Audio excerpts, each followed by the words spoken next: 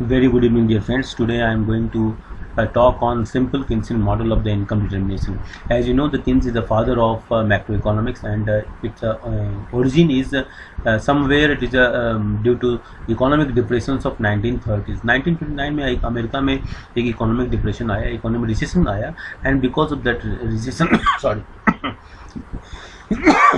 Because of that recession, there was a problem of unsold stock, unemployment problem बहुत बढ़ रही थी, और जो प्रोड्यूस्ड गुड्स थे वो बिक नहीं रहे थे, और उसकी वजह से क्या हो रहा था कि कोई भी नया इन्वेस्टमेंट नहीं हो रहा था, किसी प्रकार का मोटिवेशन नहीं था एंटरप्रेन्योर्स के लिए काम करने का।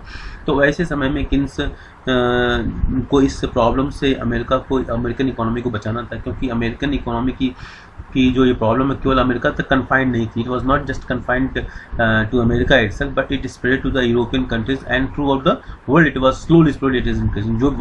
जो जितना ही कंट्री आपस में लिंक थे एक्सपोर्ट इम्पोर्ट के माध्यम से, व्यापार के माध्यम से, तो उस पर ज़्यादा असर हो रहा था। तो आज हम कीन्सियन मॉडल के बारे में बात करेंगे, लेकिन इसके बारे में समझ लीजिए कि 1936 में जो एक बुक आई थी, अगर उस बुक को कहा जाए कि general theory of employment, interest and money, 1936 में जो बुक आई, तो उसको हम कह रहे थे कि it is just like Bhagavad Gita for Hindus और Bible for Christians and Quran for Muslims, जिद्दा अवस्था फॉर, इस तरह की बुक थी इकोनॉमिस्ट के लिए उस समय के लिए, कि उन्होंने एक जो क्लासिकल बिलीफ था कि there was always full employment level, economy equilibrium में रहेगी। और वो उसकी वजह थी क्यों मानते थे वो मानते थे कि प्रोडक्ट मार्केट, लेबर मार्केट और मनी मार्केट तीनों इक्विलिब्रियम में रहेगा, और उस प्रोडक्ट मार्केट के इक्विलिब्रियम मान लिया था says law, supply creates its own demand. मैं मुझे उतना डिटेल में नहीं जाना है, बस जान लीजिए कि क्लासिकल बिलीफ था कि इकोनॉमी इक्विलिब्रियम थी रहेगी, लेकिन ऐसा हुआ नहीं। तो किन्स ने इसके कॉजेस को आइडेंटिफाई करने का प्रयास किया कि आखिर वो कारण क्या थे कि जिसकी वजह से इकोनॉमी में डिसइक्विलिब्रियम हुआ। तो उन्होंने पाया कि कहीं ना कहीं इसकी जो वजह थी वो थी कि इसका मुख्य कारण था कि डिमांड की कमी थी, और उसके बारे में थोड़ा सा और आगे चर्चा करेंगे। तो चलिए हम स्टार्ट करते हैं simple Keynesian model of income determination. Outline इस टॉपिक में हम लोग क्या क्या देखेंगे इस वीडियो में। एग्रीगेट एक्सपेंडिचर देखेंगे क्या होता है, कंजम्पशन फंक्शन देखेंगे, इन्वेस्टमेंट फंक्शन देखेंगे, aggregate output, short run supply curve, equilibrium income, ये सारी चीज़ों के ऊपर हम चर्चा करेंगे। Introduction क्या है। Keynesian economy was developed during the Great Depression 1930s. Keynes theory provided an explanation for the severe and prolonged unemployment of 1930s. Keynes argued that the wages and prices were highly inflexible, particularly in a downward direction. Thus, he did not think changes in price and interest rates would direct the economy back to full employment. National income means the total money value of the goods and services produced in economy in year. ये GDP का definition भी है। चलते हैं next views. Keynes view of spending and output. Keynes argue that spending induced business firms to supply goods and services. Keynes argue क्या कहते हैं कि spending induced business firms to supply goods and services.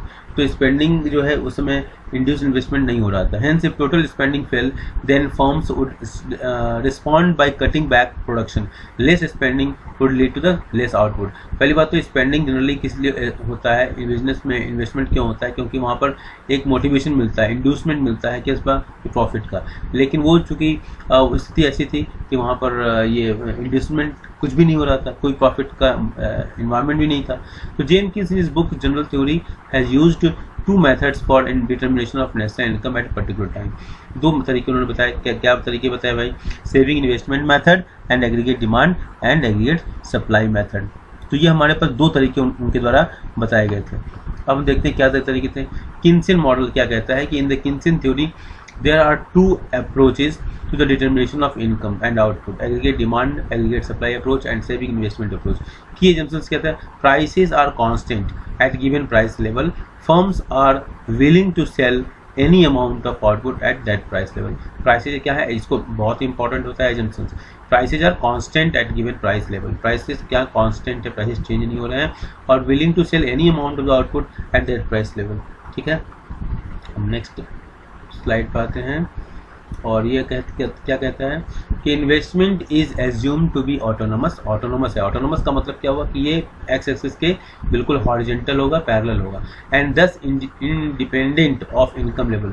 और income level से कोई मतलब नहीं है। मतलब क्या है, इनकम अगर बढ़ता है तभी वो उसमें कोई चेंज नहीं आएगा, इनकम घटता है तब भी कोई चेंज नहीं आएगा। इंडिपेंडेंट का मतलब यही है।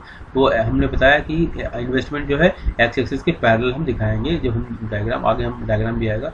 There exist only two sectors in an economy, the household and the firms. Aggregate demand is the total amount of goods demanded in an economy. The aggregate demand function can be expressed as AD is equal to C plus I. हमारा 4 sector model होता है C plus I plus G plus X minus M, लेकिन हमारे syllabus में केवल C plus I है। तो household sector and firm sector. So C is equal to aggregate demand for consumer goods and I aggregate demand for investment goods. Okay, the short run aggregate supply curve is perfectly elastic और flat, ये होता है। और आते हैं aggregate demand पर। क्या है, aggregate demand is the total amount of goods demanded in an economy. So aggregate demand is equal to consumption demand plus investment demand, AD is equal to C plus I. Consumption demand क्या होता है, consumption function is relationship between income and consumption expenditure. ये income और consumption expenditure के बीच में संबंध है, मतलब वाई में चेंज सी में चेंज लाएगा।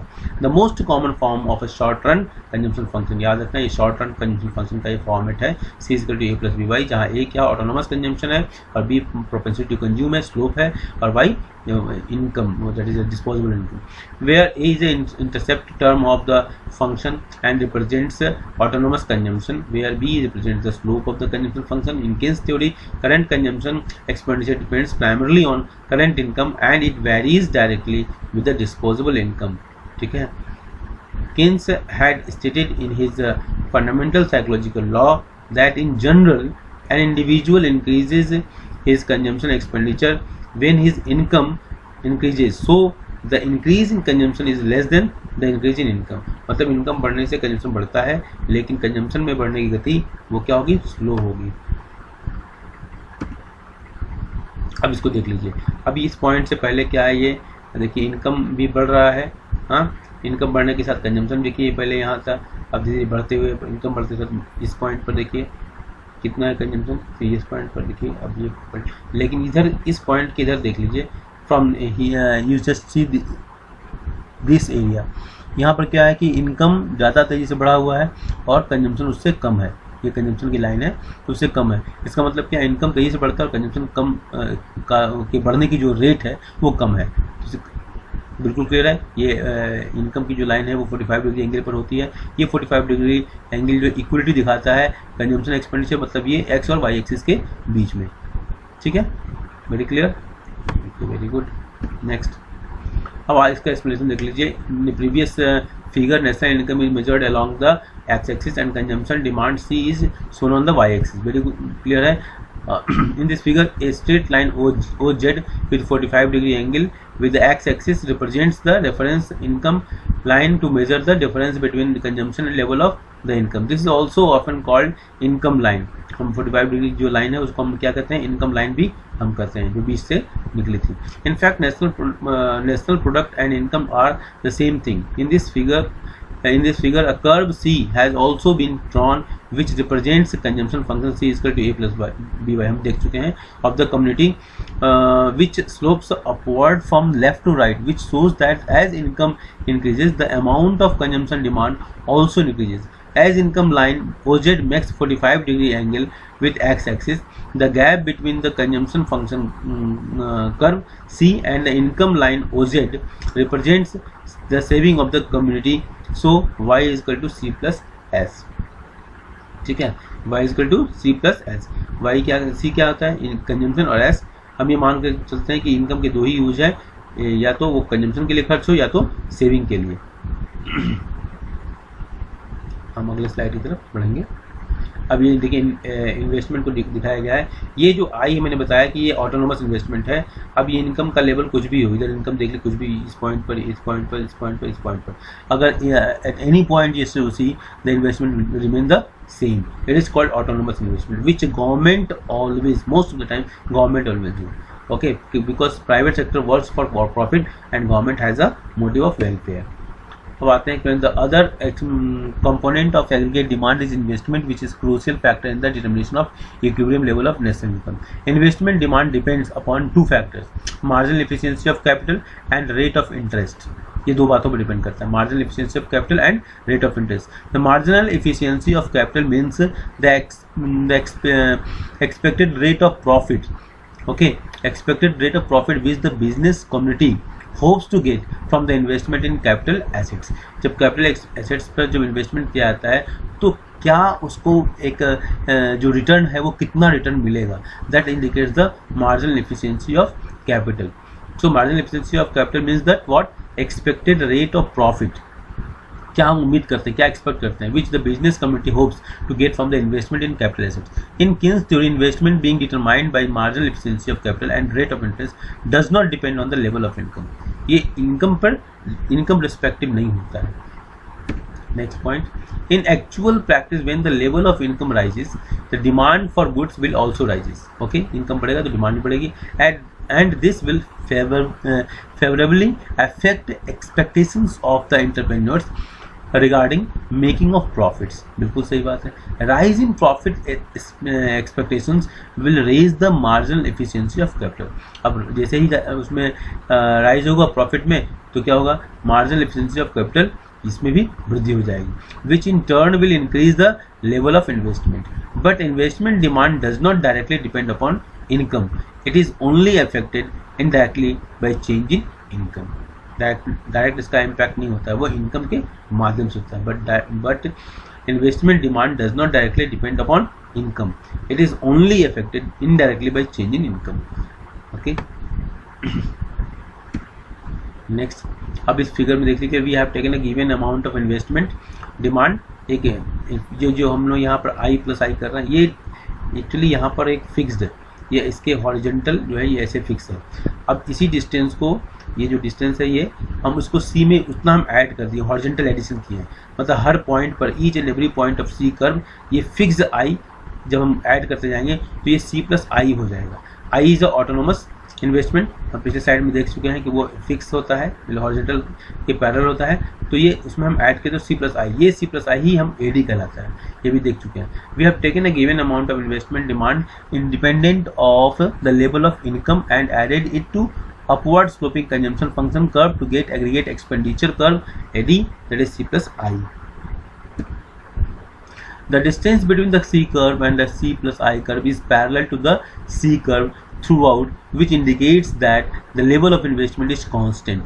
C और C plus I के बीच में डिफरेंस कांस्टेंट रहता है, इसका मतलब क्या, लेवल ऑफ इन्वेस्टमेंट फिक्स है, and does not change with the change in income. It may however be noted that with either change in the rate of interest or marginal efficiency of capital, investment will change। Investment कैसे change होगा, marginal efficiency of capital में अगर change हो जाए या rate of interest में change हो जाए।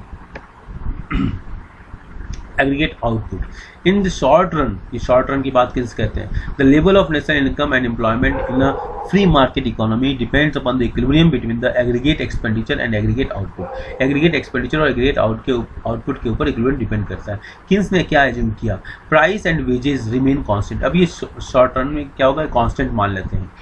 National income means the total money value of goods and services produced in an economy in a year, ये पढ़ चुके हैं आप।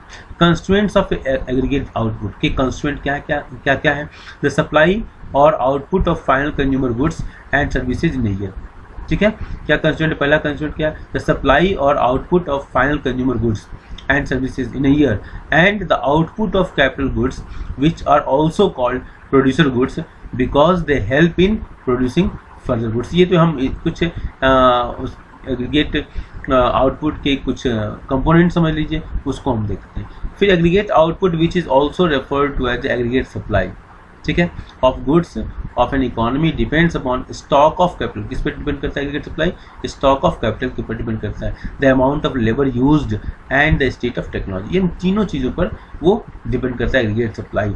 Okay, so production function in short run को हम लिख सकते हैं y इक्वल टू NKT, मतलब ये NKT पर ये डिपेंड करेगा। ओके, कैपिटल पर, अमाउंट ऑफ लेबर पर और स्टेट ऑफ टेक्नोलॉजी।